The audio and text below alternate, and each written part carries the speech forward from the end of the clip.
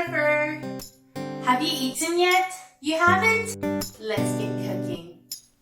Today we'll be making Gyeran Mari, Korean rolled omelette. Word of advice, if you are going to try this out today, just don't panic. Let's get rolling. The key ingredient for this dish is obviously eggs. Everything else is optional. In traditional Korean rolled omelettes, they have spring onions and carrots, which we have prepared. And then I got seaweed and cheese as well today. Finally, chop the spring onions and the same for carrots. Magic. Crack the eggs into a bowl and then beat the eggs. I'm using my chopsticks. Add the sugar and season with salt. Add the chopped vegetables and mix well. If you have a square pan, it is so much easier, but you can also make it in a round pan. Most family will have a round pan, so let's go with this. A non-sticky pan is also preferred. Put your pan over low heat and add the oil. Make sure the oil is spread evenly. Add half of the mix into the pan, and now we wait.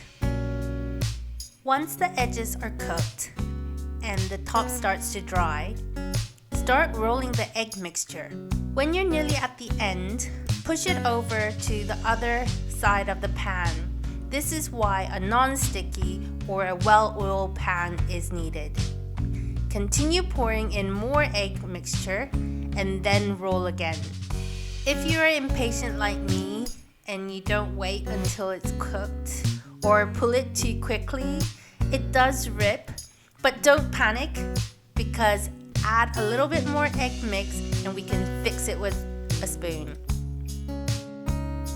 Repeat until all the egg mixture is used. At the end, before you take it out to rest, add a bit of color on the rolled omelette. Now let's try this again. I'm determined to do better. This time we are going to use the square pan. I'm going to use seaweed, but you can also use cheese in the same way. Slice the rolled omelette to a nice thickness. Generally served with ketchup.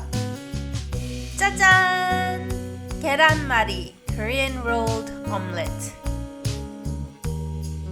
It's such an easy and filling side dish to have with rice. If you have leftover, you can leave it in the fridge for 1 or 2 days. Enjoy and see you next time. 안녕!